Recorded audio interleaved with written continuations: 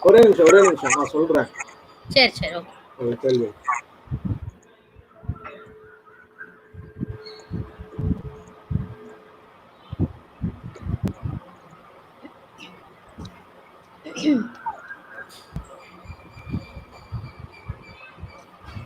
அங்க டிஸ்ப்ளே வந்துட்டோனே சொல்றேன் நானு. Okay G.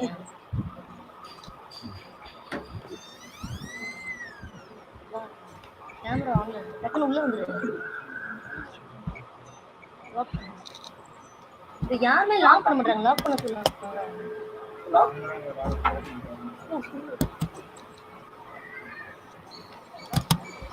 Ramya ma'am okay. Okay okay விஷயம். பேசலாமா? பேசுங்க மேம், பேசுங்க. Okay. A very good morning, dear colleagues, participants.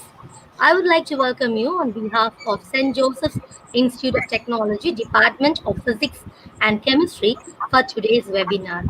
I'm very glad to introduce my friend and efficient scholar, Dr. Rajalakshmi Subramaniam. There we go for our brief achievements.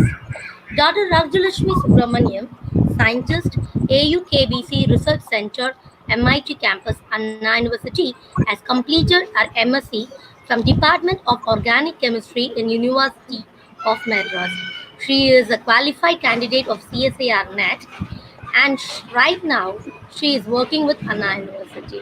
She moved to Frontier Institute of Biological Engineering Research, Fiber, Konan University, Japan, for her postdoctoral work, and where she worked in the area of interaction of small molecules with non-canonical GNAs. After a postdoc stint in Japan, she got a DST-inspired faculty position in Anna University, where she is working in the area of effective treatment of gold nanoparticles against Alzheimer's disease. She has been training bachelor's, master's biotechnology, biochemistry, and nanotechnology students in a research group. She has collaboration with IIT Madras, University of British Columbia, Canada, and University of Rochester, USA. She has presented her innumerable works in Green Chemistry Conference held at Berlin, Germany in 2019. Recently, she has been invited in the Gordon Research Conference Bioinorganic Chemistry 2020 to deliver a talk in the area of Alzheimer's held at Ventura, California. She has visited University of Rochester, New York to understand the behavior of synthesized compounds in the hippocampal mice. Her works can be seen in Google Scholar, ResearchGate, and LinkedIn with the research name as Rajalakshmi Subramaniam. I would like to invite my friend to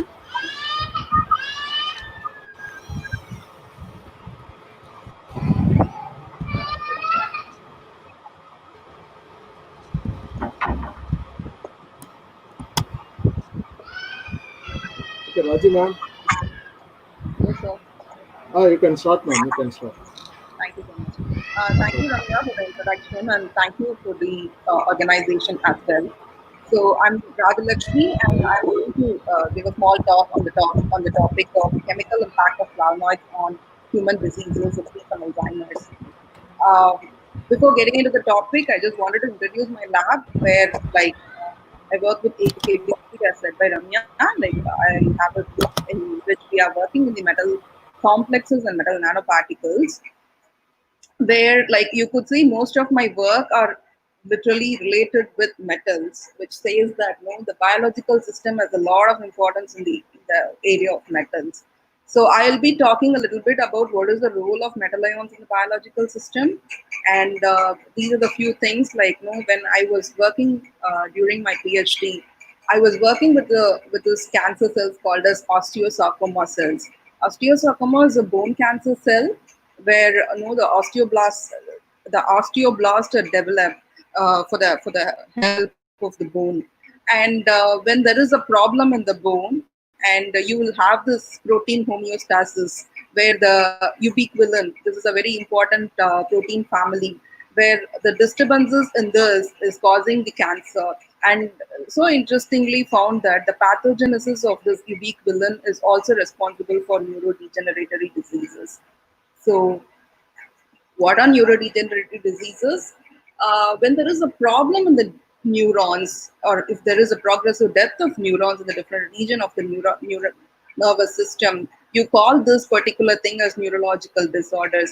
There are a variety of examples for neurological disorders like Alzheimer's, Parkinson's, multiple sclerosis, and other things. But as of now, we are focusing on Alzheimer's, and the world will be like very soon going to see what Alzheimer's is.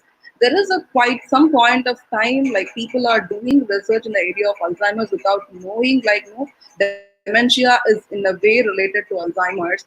So I have chosen this area of research because a particular homeostasis of protein which is happening with this gene.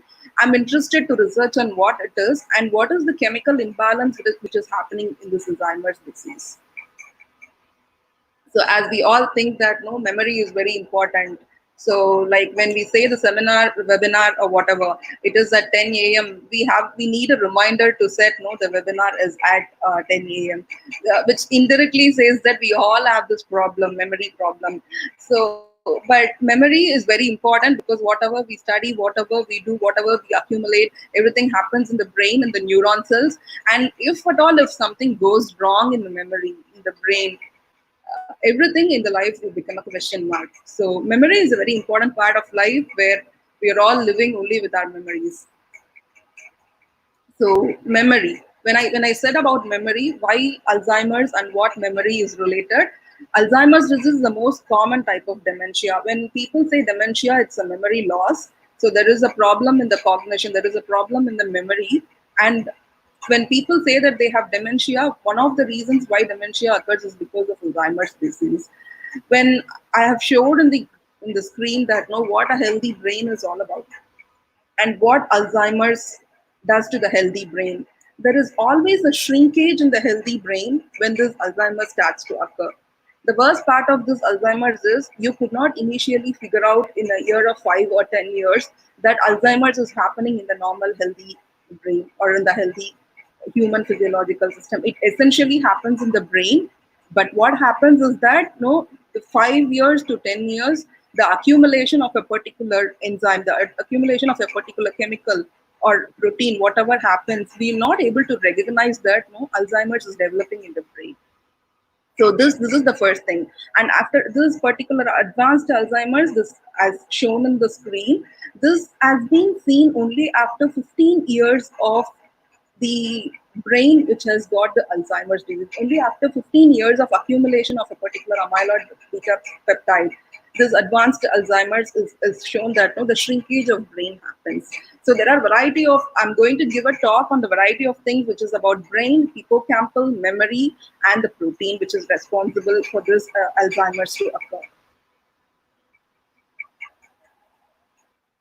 The first person to be got this disease is she.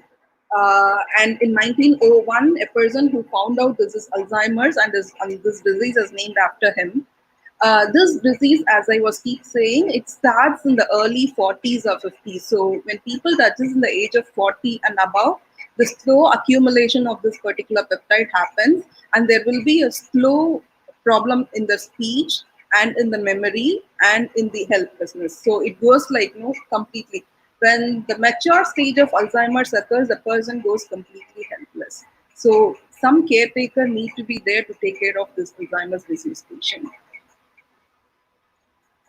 So it was first described by German psychiatrist and it is named after him, and it is diagnosed only after 10 to 15 years of accumulation of this peptide. And a lot of Americans and Europeans are affected by this particular disease. It is very interesting to notice that women have been affected more by Alzheimer's rather than men. So what are the symptoms and what are the causes of this Alzheimer's disease? When we talk about these causes, any disease for that matter, not just Alzheimer's, when people have a lot of stress and blood pressure, and when the normal biological system disturbs, when there is an imbalance in the biological system, any disease starts to begin only at that point of time. So stress is the major cause and the first cause of this Alzheimer's disease.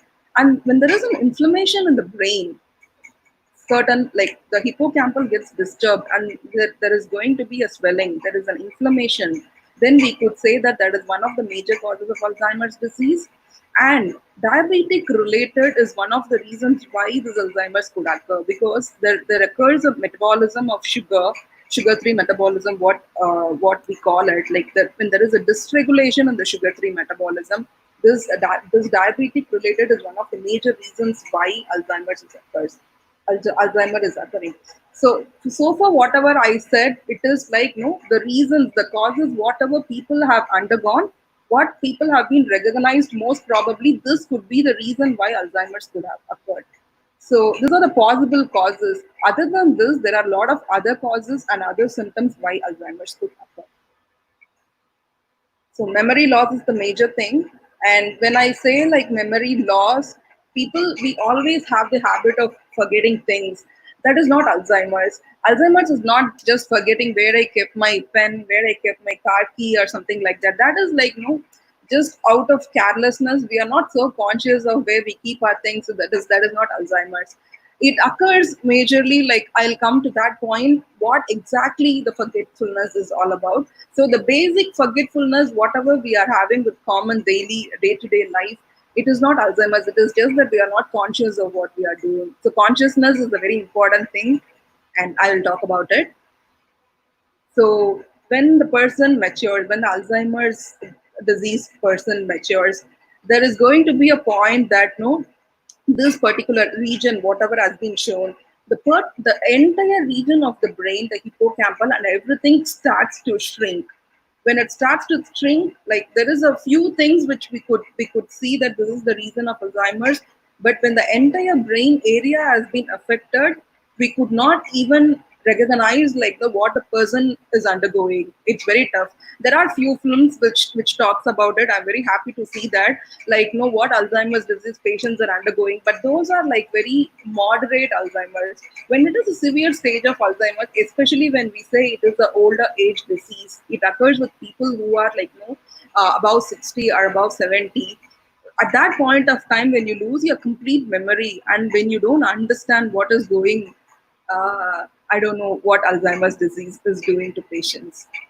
So yeah, when I said like what is normal forgetfulness and what is like Alzheimer's, when you say that I misplaced my keys and I don't know where I kept my car key or bike key, that's different. If you don't remember that you have a car or a bike, that is Alzheimer's. Instead of keeping the pen or coat in the place where it needs to be, if you are placing it inside the microwave oven, or if you are like totally unaware of where your house is located, that is called as Alzheimer's. You will not even able to remember whom your family persons are. That is called as Alzheimer's. So, as I said, it is related with the brain. So, what is the brain and how the brain is related with this Alzheimer's disease? There are two essential things what we say when we say Alzheimer's disease. One thing is amyloid plaques. This is the major topic what I'm going to discuss today: amyloid plaques and neurofibrillary tangles. So, what are plaques? I'll just introduce a little bit of words here because those are like more of biochemistry words and biological terms. When there are two neurons, when they communicate, they don't literally touch each other, but then one neuron tries to talk to the other neuron, and there will be always a small gap in between. We call that particular region a synapses, and all this communication of the neurons happen with a particular chemical. And when this neurocommunication happens, that is the reason why we talk, we communicate with each other, we think, we feel, we celebrate, we do everything, and our memory. Everything happens only because of the communication of the neuron. And the communication between the two neurons and that particular region of synapses, where the particular region, that particular region is the region where the protein starts to do the disturbance, and there occurs this particular amyloid plaques, and this plaques causes what is called as Alzheimer's.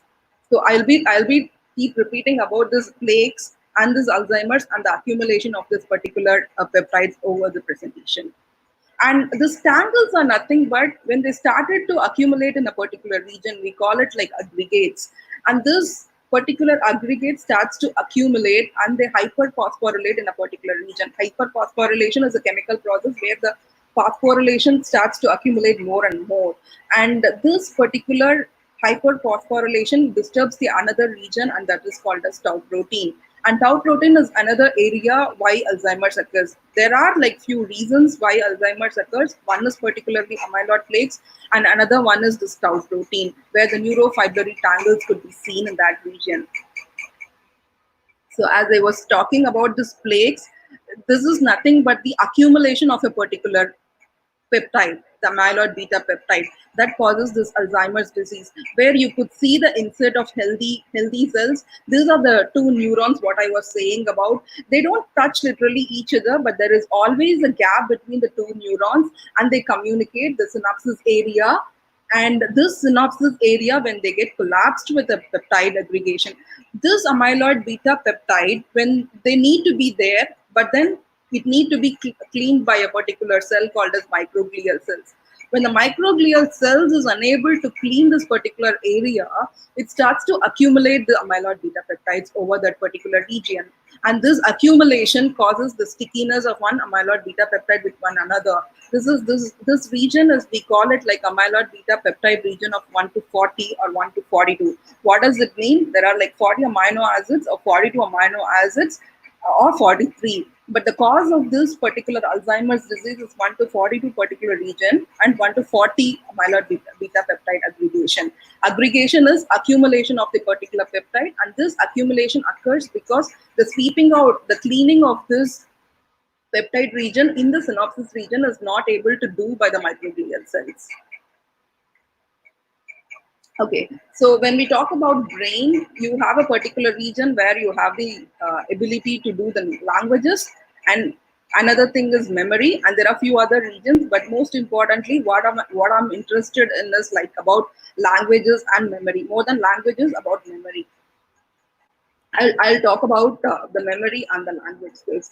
As we could also see from the kids, like the kids whose age are less than 10 or 15 years, they have a literal, they have a good level of language skills. Like when they talk to the friends, when they talk to the neighbors or somebody, they can communicate in a different languages. So kids whose ages below 15 or 10, they could able to speak multi languages, rather than people whose age are about 30 or 35. That is because the synapses region are pretty more for the kids. Rather, as we age, the synapses region are able to, they started to slow down the synapses region. And that is the reason why, as we age, we are not able to grab another language. We are not able to have the skill of talking to another language or speaking to in a language with other people. Memory accumulation is whatever we study at a particular age, we could able to grab it. But after a certain point of time, when we started to do the memory, this is a very common thing. It is not Alzheimer's. When we started to have the memory, we tend to lose it because we have too many number of other occupancies in the brain. The hippocampal is not just having one single task of doing memory. Rather, it has multiple other things where the memory is like one among us the role. So the memory loss starts over there.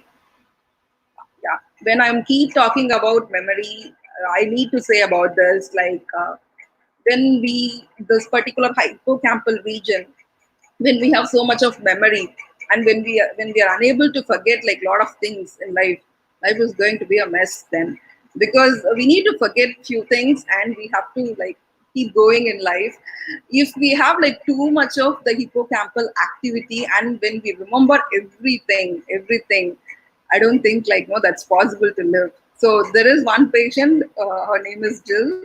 She has been diagnosed with something called as unable to forget things. So I found this is interesting that forgetfulness is a form of freedom. So people need to forget, but forgetting everything is that is another problem. Yeah, as I was talking in my first slide, that what are Alzheimer's? What is this particular protein homeostasis is doing? So when we talk about drugs, especially during this pandemic, we all are talking about development of drugs for corona, development of drugs for COVID-19 or whatever we are saying. So when we are talking about the drug development, what are the challenges people are facing? Let me tell you something that Alzheimer's is not something new, especially in the region of United States of America. This research is going on for the past 20 years or so. But still there are like researchers and scientists who are not able to come up with drugs. The reason is that a very very important reason is that since it's working with brain, that's the first thing. And when you are able to give a drug to the brain, the first and foremost thing is that blood brain barrier. So any drug which has been taken inside the biological system, physiological system, it will go and mix with the blood and it really works well, as we are taking medications through oral and as we are taking medications in the in the area of vein, like the injections. Injection works much faster than the drugs because it directly goes and affects the blood, and the blood vessels get and the blood vessels helps for us to cure the disease.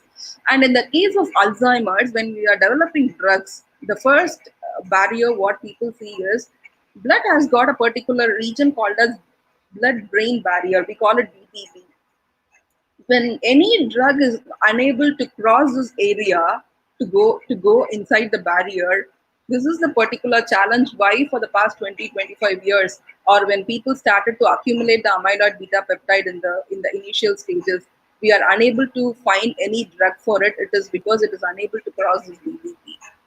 Okay, so what are the major causes? What pharmaceutical companies are doing? Why people are unable to cross this blood-brain barrier? There are a variety of reasons, as I've shown here. During academics, people don't have that understanding of what blood-brain barrier is all about and how the biology works to cross this blood-brain barrier. And the pharmaceutical companies, whatever they are coming up with, generally for drug design, we have like certain rules that molecule should be of this particular molecular weight, and they should be lipophilicity. And what are the lipophilicity is all about? What is the solubility and everything? Sorry. So when any small drug which is unable, there are like lot of drugs which has been developed against this blood-brain barrier, but everything is like almost 90% are unable to cross the blood-brain barrier. The major reason is that the drugs are so organic, so metal are not able to incorporate it into the organic drugs. And second thing is that the solubility. When you say organic drug, obviously you need to think about the solubility. So here comes the role of chemists, that when a particular drug has been designed, we need to ensure that the drug should be water soluble, because whatever we take inside, it should have to solubilize in the water and get inside to an extent. It has to solubilize and get inside. And when once it goes inside, it should have to adapt to the certain culture called as absorption, and then it has to dissolve, and then it has to excrete. So when all those mechanisms are having problem, when there is something called as ADE, adverse problems, then finding out the particular drug for this, any disease, not just for Alzheimer's, any disease is going to be a problem. Because I have spoken about this crossing this blood-brain barrier, I just wanted to give one more point on this, because like when we are in this pandemic of corona, whatever, the entire world is stopped and thinking about why we are unable to come up with a particular drug. There's like drug development generally takes a longer time. That's one thing. And second thing is that when a particular organ is getting affected, it is not just that organ which we are focusing on. We have to focus upon every other organ that which has been surrounded, because our physiological system is not just upon liver or not just upon brain or kidney or heart. So everything has been assembled in one particular system, in one particular physiological system, and targeting that. In the case of Alzheimer's, especially, when we give a particular drug for the brain, we have to ensure that the other regions, like as I've shown, like the language, memory, and everything happens in the hippocampal. Hippocampal is not just one activity of the brain. Brain has other lobes as well and other activities as well. So that should not be disturbed. So developing a drug for it is really a challenge. And in this case of Alzheimer's, this BBB is the reason. There are drugs which people they started to introduce, like what are the drugs which are crossing this blood brain barrier. So I have a small list on it. I'm not going to go through it. Just people who are interested, they can have it. It has to cross a particular region inside the biological system called as endothelial. So endothelial is E9 cells, which we have normal cells, and we have something called as brain uh, not healthy cells. So when we are giving drug inside the physiological system, we need to ensure that healthy cells as well as the affected region. The drug need to be selective that it should not touch the normal cells. It has to touch only the diseased region. So these are other examples. I think most of the chemists know about what are histamines, what are dopamines, and what dopamines do to your physiological system. And morphine is what morphine is all about. Yeah, as I was saying, it is an age-related disease and it is caused by the aggregation of amyloid beta peptide in the cerebral cortex. And the peptide whose length is between 39 to 43 residues. And this Alzheimer's disease are because of these two regions, protein aggregates and neurofibrillary tangles. This is what I've spoken so far. So what are protein aggregates? I've already mentioned about this part, the aggregation of proteins. When there is like normal system, normal physiological system, the DNA and the protein, which are like whatever job it does inside, it is going to be normal. But when there is a cut in a particular region, or when there is a wound, the protein and DNA starts to do its regenerative work, where it has to develop a new cell region, and it does on its own. So you don't need anything externally. So when there is a loss in the protein always tries to do on its own, like they wanted to repair on its own and come to the native form, native conformation. But when there is a disturbance in the normal protein folding, which we call it like misfolding, this misfolding happens, then there is a problem in the physiological system. So that causes any diseases. Misfolding of protein is the reason why DNA gets disturbed and the genetic diseases occurs. And once this protein misfolding occurs, we call it like irreversible. You will not able to come back to normal. So this Alzheimer's disease is also being called as irreversible. Like once the brain damages and it goes, it shrinks, and when there is a protein misfolding happens, it is not able to come back to its normal. It tries to do on its own to an extent of 10 to 20%. So far, if it goes good, then it is fine. But after the 20% of whatever the human physiological system does, when it is unable to do the folding, when it is unable to get back to its normal folding, native conformation, then there is a problem. So this Alzheimer's occurred because of the failure produces inactive proteins that are usually toxic. So when there is a normal protein folding and when it misfolded, when it is keep on misfolding, what happens is that that particular region becomes thick and it is not going to be soluble, and this dense area, this aggregated area is going to be insoluble, and this causes the toxicity to the entire system, and the blood flow stops and the entire disturbance happens. Yeah. So as I was saying, A beta is amyloid beta peptide. That is the particular peptide region which gets aggregated, not just with neurological disorders like Alzheimer's. Even in the case of cataracts, where people are undergoing surgeries, you people say that they have something dense in front of the lens, so they could not able to see it normally. What is that? It is because of the amyloid beta peptide. The peptide gets aggregated, and then it starts to form something called as fibrils. We call it fibrils or aggregates. So what happens to this particular aggregates when you have tears or whatever, it will not able to show the images clearly. So cataract is also the reason. Cataract is one among the reasons that no amyloid beta peptide aggregation occurs, and this cataract is also the cause of it. Mast cells neuroinflammation, I'm not going to go into details of it. It is something like the normal cells where we need the support, and inflammation happens. The inflammation occurs because of the neurodisturbances, and your system will do the work to get back to its normal.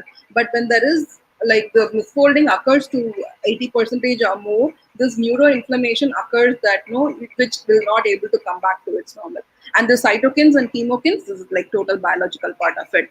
So as I was talking to you about this amyloid beta peptide aggregation, there is a particular region called as microglia. Microglia cells work is to clean the amyloid beta peptide. So microglia is one of the reasons, one of the target for this Alzheimer's disease as well. Among us, the other pro-inflammatory molecules such as TNF alpha, interleukins, reactive oxygen species, and nitrogen species as well. So ROS and RNS is another area of research where Alzheimer's have been focused upon. Yeah, I think I've spoken enough about this, like beta peptides, plaques, and entangles.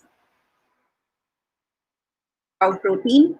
So the hallmark of Alzheimer's disease is amyloid beta peptide aggregates, which in turn causes this neurofibrillary tangles, tau proteins.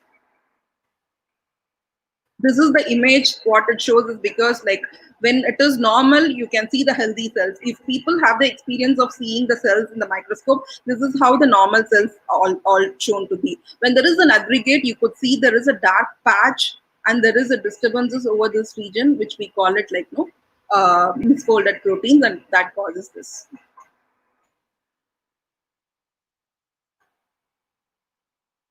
Yeah, synopsis is, as I was talking this before, the two regions, the two nerve regions, neuron regions communicate, and that particular region where this amyloid beta peptide comes and places in that particular space, the space region is called a synaptic cleft.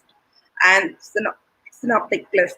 And this particular region is very important for targeting Alzheimer's disease. And yeah, this is the region what I was talking to you about. When you have one neuron, when you have another neuron, we have like 2-3 regions as well, presynaptic, postsynaptic regions. And then the communication region is called as synapses. Here it is shown, this region. Yeah, this also I've told you, like children under the age of 3 are twice, they have many synapses, like people, like kids.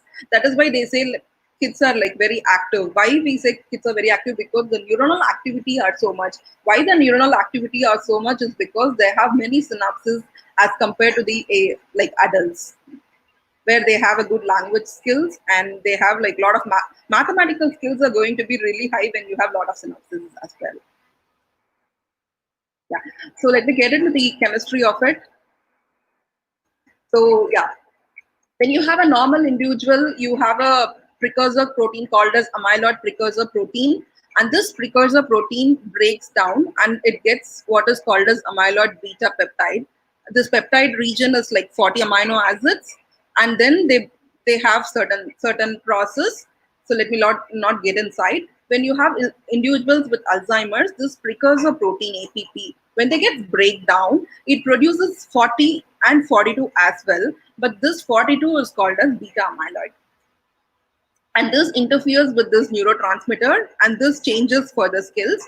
And this particular neurons are causing this plaques or amyloid tangles or fibrils. And this plaque causes the cerebral cortex and hippocampal and basal problems. Okay, so when we were keep talking about plague, synopsis causes all these neuron disturbances. As chemists, what we can do? So, like rather than going into the region of directly to the drug development, first let us think about what causes this. It is because of the amyloid beta peptide accumulation. The accumulation occurs because of the free radicals. So when we call it free radicals, we will be talking a little bit about what are antioxidants. So we need to have a scavenger to scavenge these free radicals. So who are going to be the good scavengers for it? We have natural products, and these natural products are not something that we will go to the shop, medical shop, and buy it. It is something like what we have when we have the food, good food inhabitants, what we have in the particular region of India, Japan, China, and Korea. So when we have like good food habits, where you have something called as polyphenols and flavonoids, we call that particular region as polyphenols, and under which comes this flavonoids. And you have different variety of flavonoids. Let me discuss about it. So there are like natural products, and there are literature reports and research which shows that these natural products are very good for blocking this oligomers. So I'm introducing a term oligomers over here. What are oligomers? When I say amyloid beta peptide, the peptide is monomer. And when I say like they are aggregates, they are like lot of monomers combined together. So they are called as aggregates. And there is an in-between region of this monomer and aggregates, what is called as oligomers. So they are not one and they are not many, but they are in between this monomer and the aggregates. So this natural products of ferulic acid or synaptic acid or curcumin, I think most of us know what curcumin is. It is like turmeric, and the essential part of turmeric is curcumin. So this particular natural product, it can block this oligomers. So it is not blocking the monomer, rather it is not blocking the fibrils, but it blocks something called as the intermediate region of this amyloid beta peptide. So we call it amyloid beta oligomers.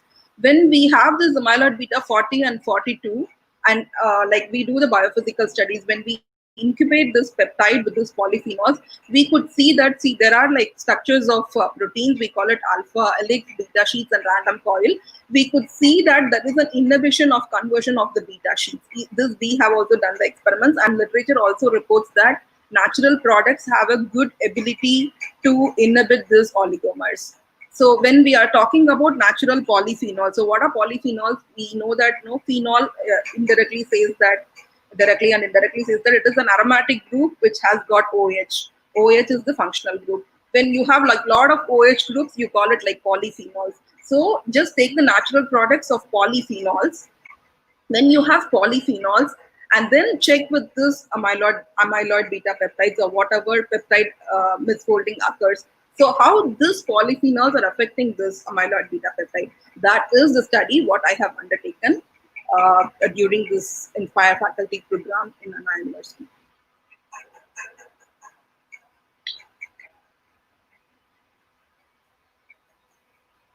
So we can target amyloid beta monomer, which is like it is not going to do any problem.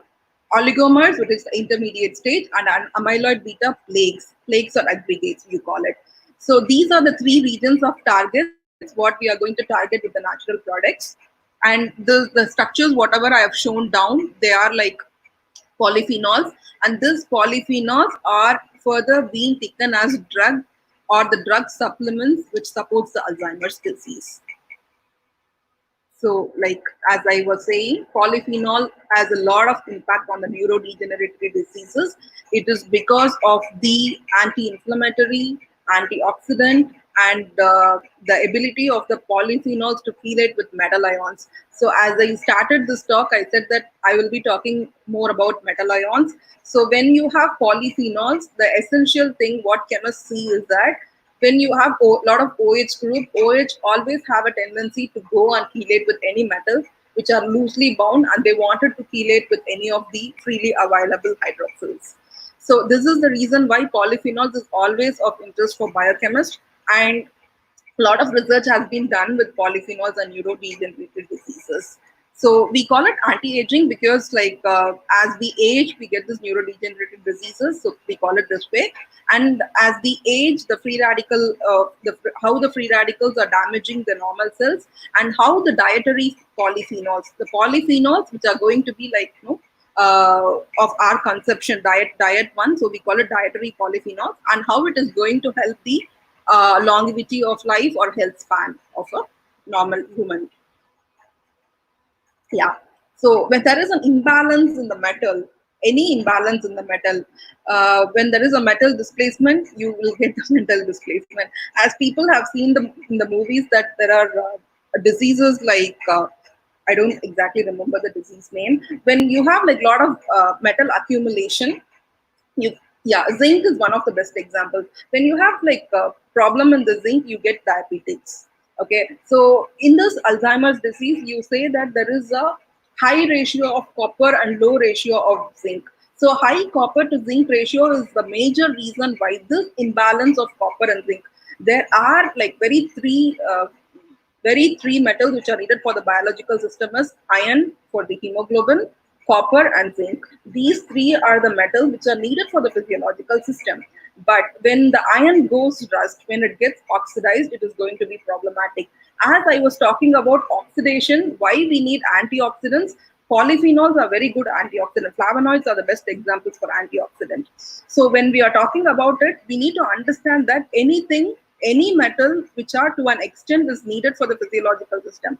But once there is an accumulation, when there is an excess of the metal, when the excess of copper occurs, copper is going to be like more. So the amyloid beta peptides, they are like accumulated more. Why they are getting accumulated? Because they get its stability over there. How it gets stabilized? It is because of the presence of the metal. Copper goes and bind with the amyloid beta peptide. So the accumulation of the amyloid beta peptide occurs. The major and one of the major reasons as chemists we found that it is because of the presence of copper 2 plus ion over there. Interesting to find that. So excess of copper and zinc, excess of copper to zinc, which means like excess of copper and low of zinc is the reason why Alzheimer's occurs. So flavonoids, as I was talking about, it has got its anti-flavonoid activity. We have in food like a lot of phytonutrients, like we have more than 6,000 types. It is found in all the beautiful colored fruits and vegetables. So, and the color formation, as we all know, being chemists, we know that why the carrot is in particular color is because of the presence of carotenoid. So, the color formation and because of the fruits and vegetables, the colors is because of the presence of the flavonoids. Why they are colored? It is because of the conjugated bonds. As chemists, when we go into the details of that, we'll be seeing what it is. So very important polyphenol flavonoid, what we found is like quercetin and camphorol. So like what I have done is that when we find that literature says that quercetin and this camphorol is like very important antioxidant, I have incorporated a metal into it, and we have done a synthesis of metal quercetin, and we published this paper as well. We published this paper as well. So we found that it has a very good importance in the bone cancers. So metal quercetin, especially with zinc and silibrin. Silibrin is another flavonoid. So this kind of flavonoids with copper and zinc, they have a very great importance in the human diseases. So yeah, so when I said like antioxidant, this everybody would have experienced. When you bite a piece of apple and keep it outside, because of the atmospheric pressure, atmospheric oxygen, the apple turns into brown color. So we could understand that as it exposes itself to the oxygen, it gets oxidized. So when it gets oxidized, when you have normal oxygen, normal system, normal human physiological system, as we age, we tend to lose something, and it generates what is called as free radicals. When there are free radicals, you need antioxidant supplements. And where do you get the supplements from? Nowhere else, from all our fruits, vegetables, and daily routines, whatever we are using. Especially being Indian, we'll be using a lot of chilies, a lot of onions in our food, turmeric, and orange, and other things. So everything contained antioxidant. Without knowing, we eat all these good things, and all the antioxidants gets like no, they get regenerated every single day. That's a very interesting thing. And like wheatgrass, if people are interested, you can also check what this wheatgrass is about. I think our ancestors have been taking this wheatgrass for a long. This is one of the most no tasted drink. But then when you take this, I think one of the best rated antioxidant is this wheatgrass. Interesting thing. So yeah, this is like I have spoken this about. If you want, you can take this article and check. So then when we say that antioxidants, when we say that flavonoids and other things, so what does it mean? Like, can we go with the good food and can avoid this Alzheimer's disease or any disease which is needed for this? Yeah. So what are the good foods, good fruits and vegetables we can take? Very interestingly, I found something like among all the foods, all the vegetables, greenies, and the fruits, whatever we are taking, coconut oil, it seems to be the best elixir, especially when it touches the mouth. We secrete a separate enzyme. I'm not going into detail of this, but then this coconut oil is one of the best anti-aging agent. What papers are published now? So yeah, like whatever we are doing unknowingly, and whatever our ancestors have used, it's like really helpful to us. And these are like people who don't get this regular normal flavonoids and things. Wheat grasses, I've spoken this about. Broccoli, we don't get, if at all, if we are not getting it, cauliflower is a remedy. Yeah. So potatoes, oranges, and nuts. Yeah, nuts are very important. Whatever nuts, go nuts for nuts is what we say, because nuts have got a lot of antioxidant ability. So when you need, why do we need antioxidant? Because it is going to be the free radical scavenger. Why we need the free radical scavenger? Because as we age, what happens to our physiological cells is the cell starts to, like, they slow down their synaptic areas and the neuronal activity. So when you think about it, nuts, all the colored fruits and vegetables, and when you see the kidney beans and blueberries and strawberries, people who don't get the normal things whatever we have, for them this is the examples. So they have like very good, great antioxidants. Yeah, good source of antioxidant and good bacteria. Gut bacteria we have in yogurt, and the color of this is because of the flavonoid and the essential, and it is a very powerful antioxidant. Yeah, this is very important. Soy, tofu. What we eat now is not tofu. What we eat now is paneer, which contains a very high protein. I mean, not just protein. It has protein, but it has equally a high amount of fat as well. But tofu is very, very important. A lot of Japanese people eat tofu. You could, because I'm talking about this context, I'm saying we could see that this Alzheimer's is affecting a lot of Americans and Europeans and not touching maximum of Indians and Japanese and Chinese, is because they take a lot of antioxidants in their foods. Yeah, dark chocolate is one of those which is like very, very important. The one which has sour taste. People who could take other than the veggies and other things, we have like this fish, omega-3 fatty acids. It's very important for the arthritis, rheumatoid arthritis, and for mental health as well. Berries, the content of fiber, antioxidants, and polyphenol, everything is high in berries, especially with blueberry and strawberry. Tea, the area of interest, every researchers find, like we go to tea for every 2 to 4 hours, and we do not understand that what tea has. When I was talking to you about biting a piece of apple, I also wanted to say that being Indians, we would have used banana leaf. When we have some hot rice or whatever hot we put or and serve in the banana leaf, green leaf, after a particular point of time, the green leaf turns into brown. It is because of the presence of polyphenol over there, and that particular polyphenol is getting oxidized. And those oxidized polyphenol during the initial stage, it is very much needed for the physiological system. Banana leaf is one of the good treatment for a lot of health issues as well. It contains a particular flavonoid called as epigallocatechin gallate that plays a very great role in the anti-aging in the area of Alzheimer's as well. Yeah, it has a very high source of vitamin E. People who could eat oats, it has its own good things as well. So as I was keep saying, vegetables, greens, and the fruits. Most important thing is like broccoli, cauliflower, and all the green foods. They have protective cancer protection as well.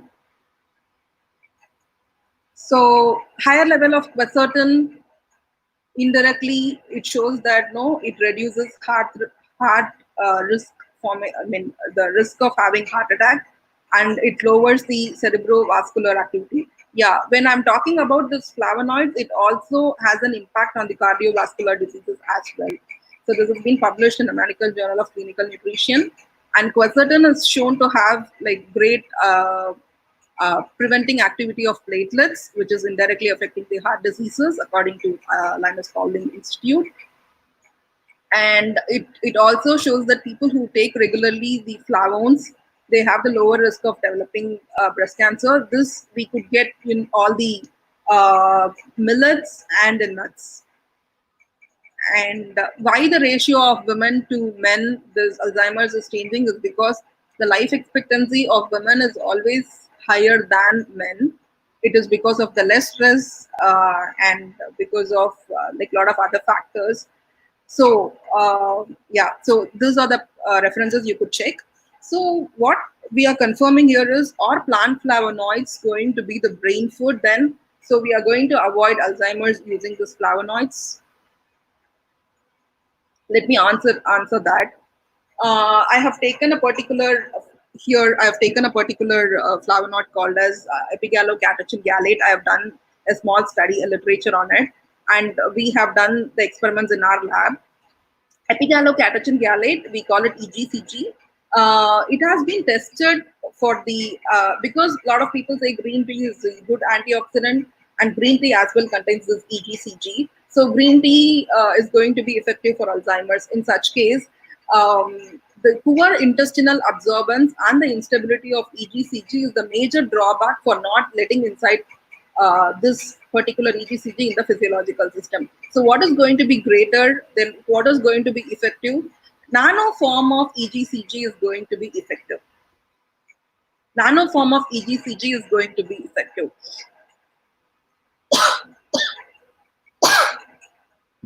But its nano carrier as well has its own drawbacks. When you check the literature, you could understand that EGCG is effective, but nano form of EGCG also effective, but it has its own drawback. So we have done synthesis of gold EGCG. That is, like, EGCG has been used as an assistance for the reduction and the stabilizing agent for the synthesis of gold nanoparticles. So when you say gold nanoparticles, you have a particular surface plasma resonance where we say that no, it indicates the gold nanoparticle formation. So in the region of 520 to 540, if there is a surface plasma resonance done, we say that gold nanoparticles is formed. So we have taken different ratios of gold and EGCG and tried the gold nanoparticles. Only with a particular ratio of 925 and 75 and 950 to 50, we found the surface plasma resonance where we say that gold nanoparticles are formed. Gold nanoparticles are formed which are embedded with this EGCG. And we have done the kinetics to understand the stability of the gold nanoparticles. And it has been confirmed using the time course measurement, which says that within fraction of seconds, the gold nanoparticles are forming. And this takes more than a minute. So we went for this fast formation. So it is just a fraction of second nanosynthesis of EGCG, of gold nanoparticles using EGCG. And the stability study have been usual routine study, which confirms the stability of the nanoparticle and its size. Morphology of the nanoparticles have been studied using scanning electron microscopy and TM, transmission electron microscopy, gives the size of the particle. Here we see that they are mostly monodispersed and spherical. Here we could see that there are like having different other than mostly spherical, but other than spherical, there are other things also. So we have chosen this particular ratio of AU2, we call it AU, this particular ratio, and proceed further for the Alzheimer's treatment. So yeah, gold, you have this particular 2 theta value, which confirms that it is gold. And SAED and the transmission electron microscopy shows the size of the nanoparticles is pretty much less than 20 nanometers, and they are mostly spherical, and they are good in size, so that which can penetrate inside which can crosses the blood-brain barrier. Thioflavin assay is one of the major assays which has been used for studying the Alzheimer's disease. When there are amyloid beta plaques, when there is a plaque formation, this thioflavin T will go and bind to the plaques. And when the plaques are getting disintegrated, what I mean by saying disintegration is, as I said before, there are monomers, there are aggregates, and there are in between, which is called as oligomers.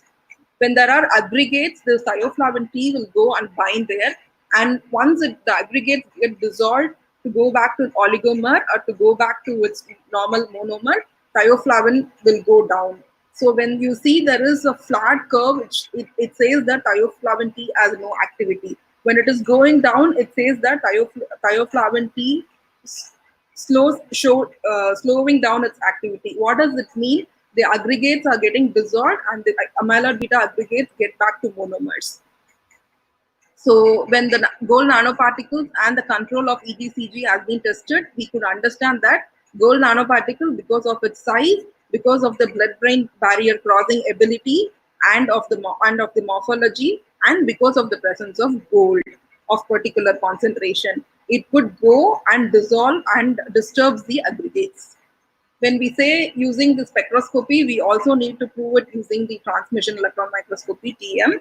So we see that when they started to when the monomer started to go to the fibril form, we add the gold nanoparticle and EGCG to the monomer and to check whether it stops in the monomer region, whether it will not let the monomer to grow into fibrils or oligomers, or let the fibrils be formed. We done 2 experiments.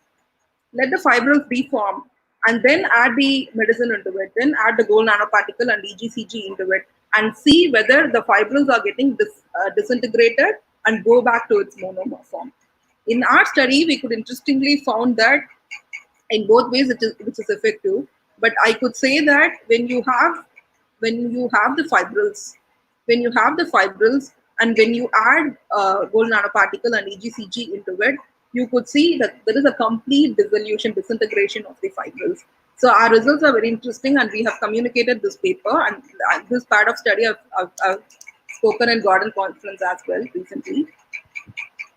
So when you have the natural polyphenol EGCG, and when you have gold EGCG, the major difference is that the barrier, blood-brain barrier passage, and the size of the particle, and the morphology, and because of the presence of the metal gold, all these are responsible for the disintegration of the fibrils, which indirectly says that we can target to Alzheimer's disease through this.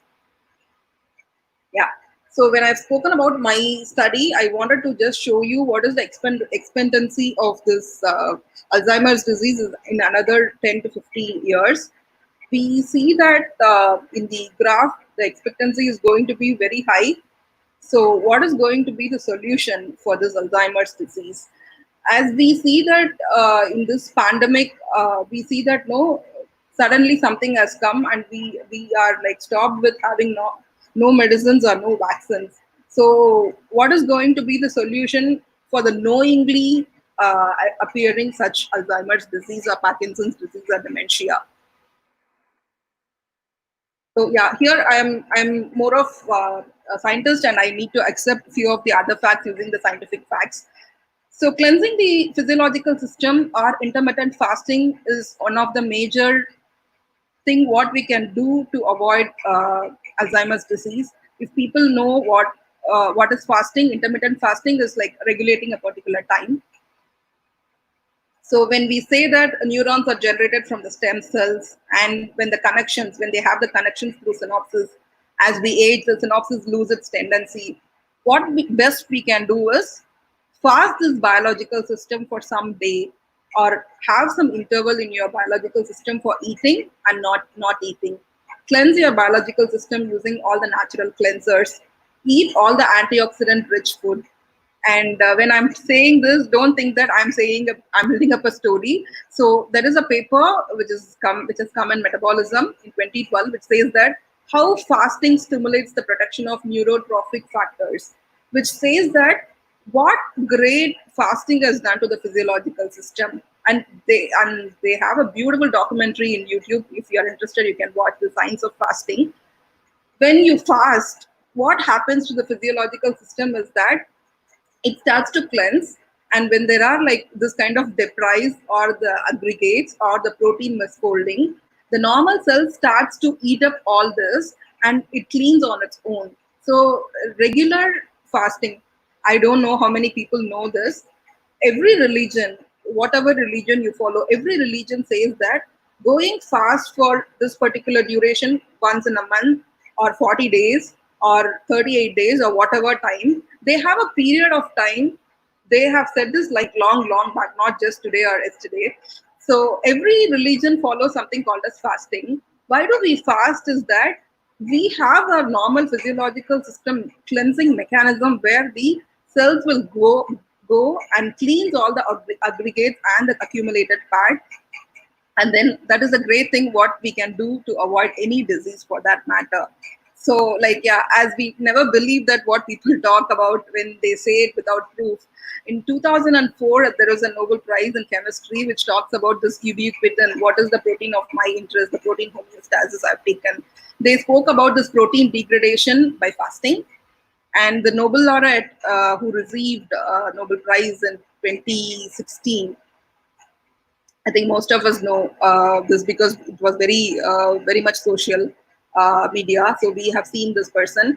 He said that there is a process called as autophagy, and what it does, it goes and eats up the aggregates or the protein misfolding or the misregulated region. And autophagy does self cleaning to the physiological system, and he has received Nobel Prize for that. I would like to thank the organizers, and I would like to thank my students and Anna University and DST Inspired program and my collaborator, more importantly. If it is not giving you fun, it's not worth doing. Thank you so much. All your queries can be answered to this email. Yeah. Thank you so much, Rajalakshmi. Well, to say you yes, Alzheimer is a disease which we saw in Hollywood movies only, and I think it's really new and novel to us. Basically, during all the examinations, we all have this Alzheimer's, isn't it? When you face the question paper, very nice explanation that it was for even a beginner to understand what is it. And there are few questions that the participants have posted you, and basically all the questions were like making us to think that you are a nutritionist. Huh? So let me start with the question. Yeah, it was from Tirupati. Why certain regions of brain is more vulnerable to Alzheimer disease? It is that particular part which has got its memory and thinking and mathematical skills.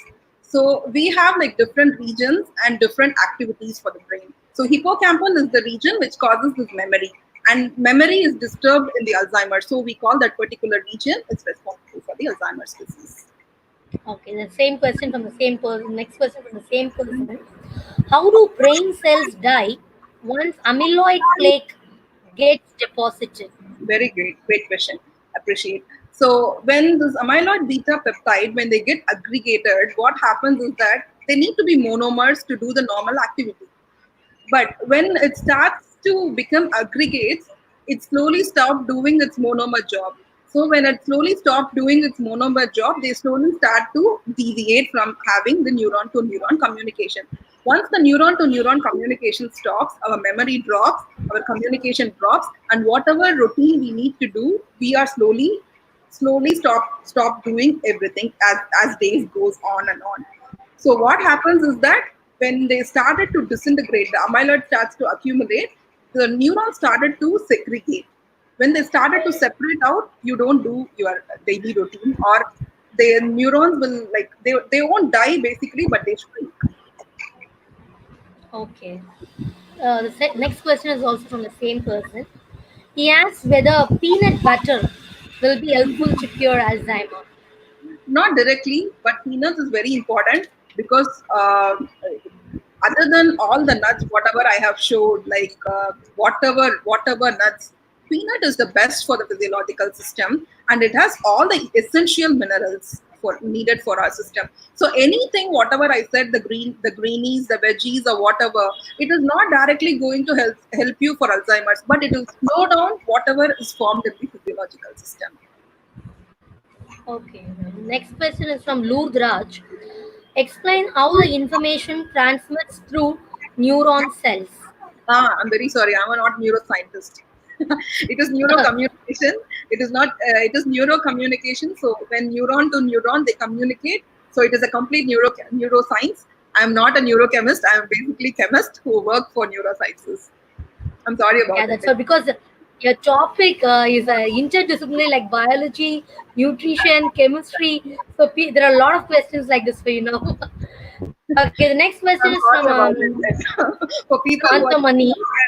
neuroscientists, yeah. Yeah. Health benefits of polyphenols. Yeah, tremendous. Polyphenols, whatever we are taking, as I said, eating from banana leaf, having banana, and whatever you take, like whatever we are doing from day in and day out, like everyday activity, strawberry or guava, whatever we eat traditionally, everything contain polyphenol. And those polyphenol apple, many people like to eat apple, but we never observe that when you eat it and keep it outside, it turns into something. So the same thing happens inside the physiological system. So you have to be conscious that you are taking nuts, all these fruits. So the polyphenols are going to be the savior. That's what I said in the slides also. Whether they are going to be the brain food, maximum yes. Maximum is. Other than the omega-3 from the fish, all the other veggies and the greenies are very good for the physiological system and for the brain. Okay, thank you. The next question is from Uma Mageshwari Ramu. Is coconut oil good for diabetic patients for more than 20 years? Yes, you have an article. I don't think whether I have given the reference. Probably I'll mail the person if I have the ID. So coconut oil is going to be really, really helpful for the skin diseases and for diabetics. So it has been published in the literature. It's been given in the literature. Okay. It's because of the particular The next enzyme. question. Yeah. The next question is from Shika Gupta. What would be the research topic in this area? You have vast opening in Alzheimer's when you are a physicist, when you are a chemist, when you are a neuroscientist, or whomsoever you are. The research revenue, the venue is big for people because you can target amyloid beta peptides, or you can target tau protein, or you can do the biological modeling, or you can go upon into bioinformatics or computational chemist.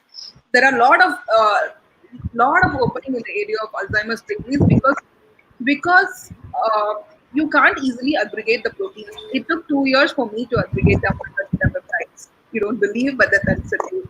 So the area to be touched upon very slow. Reason is that peptides are very sensitive. Peptides are very sensitive, but there are a lot of openings in Alzheimer's. Okay.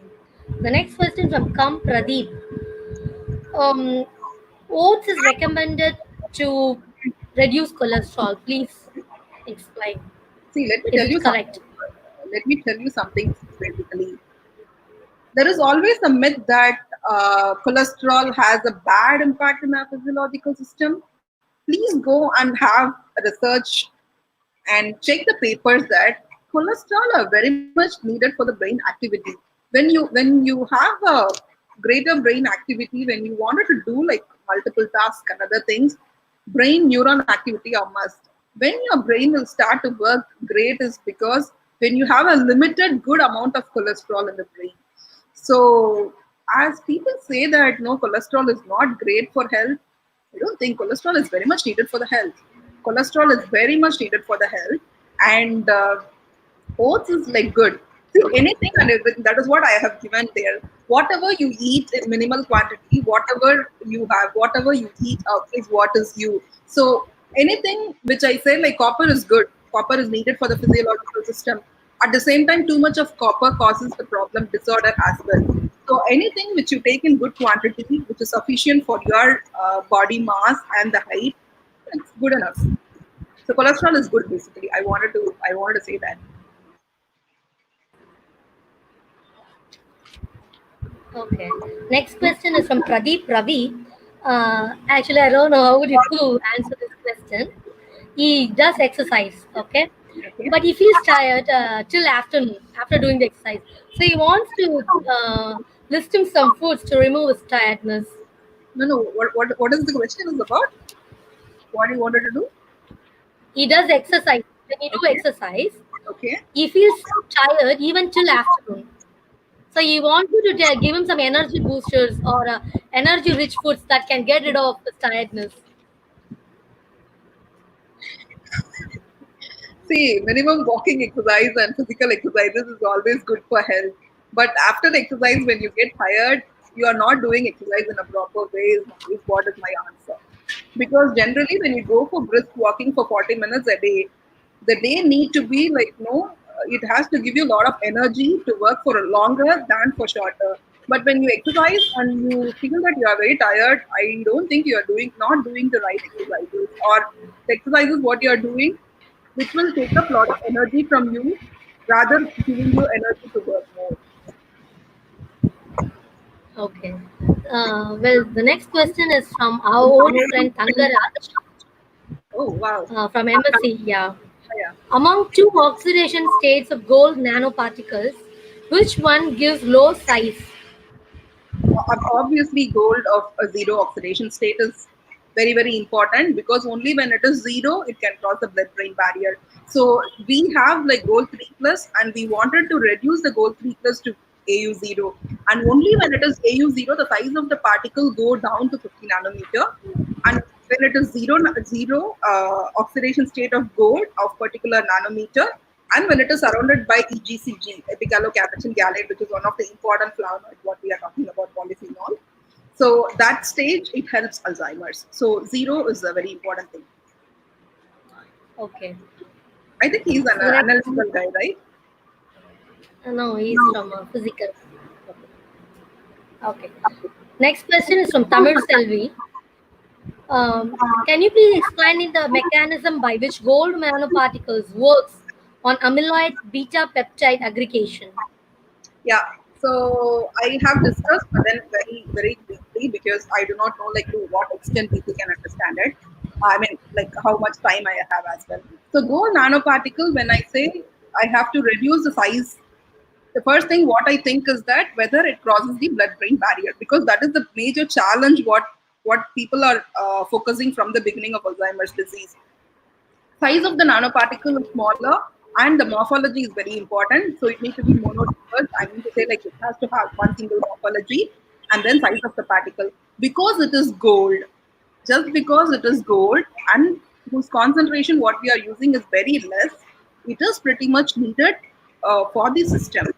And it goes and disturbs the fibrils. The fibril distillation, the disturbances is not from gold. It is from EGCG. It is from the epigallocatechin gallate polyphenol.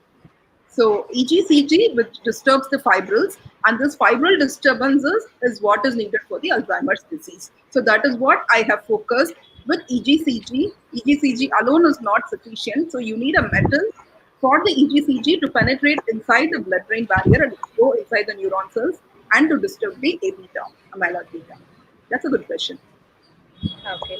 The next question is from Shantini Brace. She wants you to suggest some foods to improve memory power. Wow. So I need to say about it. That is what I have spoken, I guess. I've given a lot of things about polyphenols and all the veggies. And when you are eating omega 3, you can go for fish. And see, what we eat is not very so important. Okay, whatever you eat, digest all the food before you go for the next meal. That's very important. So, eating and going for the next meal, taking off all the calories of like whatever you have taken in, do all the exercises. When brain works more, it takes up a lot of calories. So when brain works more, calorie burn more literally. So when you wanted to do like, yeah, I forgot to mention one point in Alzheimer's. When you do like languages after a particular age of 30 and 40, the extent of new works you do as you age, that reduces your Alzheimer's.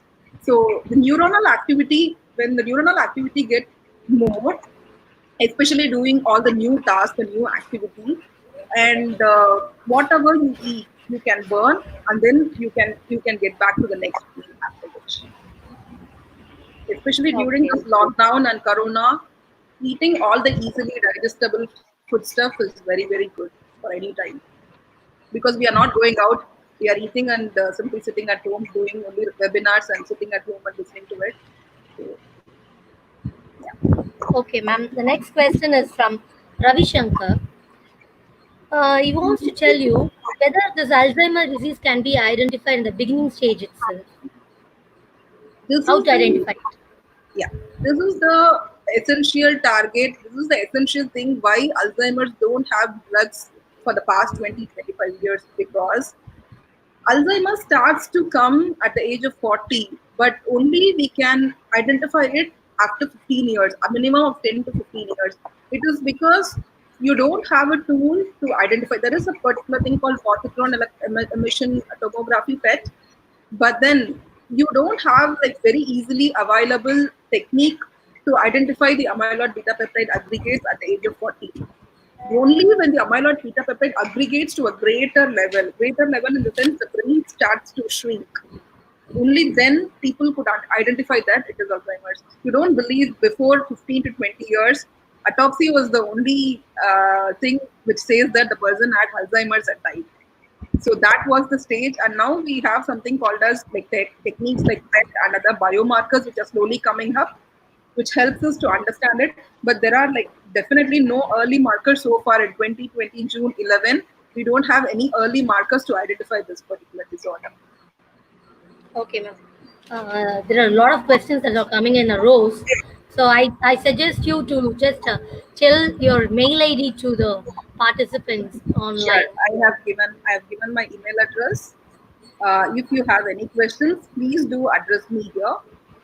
I'll be available anytime to answer your questions, and I'm happy to answer you. Yes. So let me complete with the last question, but there are so many questions up in the row. Sure. And yeah.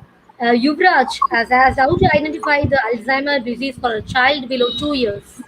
They don't have Alzheimer's. Okay, that's better. Children below 3, that's what I said, no? Children below 10, they have a lot of synaptic activity. So synaptic region is very, very active. So they learn a lot of languages. They do a lot of math skills are more for them. So like at that age, below 10 to 15, they don't have Alzheimer's. They can be happy. Okay, ma'am. There is a repeated question from the same person. I think he wants you to answer it. Forgetting family members itself, is it Alzheimer disease from Karthikeyan? Forgetting family members. Itself is Alzheimer. See, if you are specifically forgetting one person, that is your problem. But then, when you see, there is a movie. I don't think whether people have seen it. There is a particular Hindi movie where they have spoken about this Pakistan Indo war. That particular lady has got that Alzheimer's disease where she couldn't even recognize the own son or daughter. So when you don't, that is what I'm saying. No, when you are placing your car key inside refrigerator, or when you do not even remember you have a car, that is Alzheimer's. So Alzheimer's is something like when the stage advances, you don't even remember who you are. You forget. So that Okay, is ma'am. Alzheimer's. Okay, please share your mail ID in this link so that participants, if they have any doubts, can clarify from you. Sure. Thank you so much for such a wonderful explanation. So, so tight actually, it was so clear. And participants, you have another announcement from 3 to 4:30 p.m. Today we have another webinar on ion beams, the materials perspective by Dr. Saumitra Vajendra from Center for Ion Beam Applications, Singapore. Okay, so you can also register to this and attend this. Thank you so much, Rajalakshmi ma'am, for such a Thank wonderful you so much, session. Dr. Ramya. Thank you so much for the organization. Thank you so much.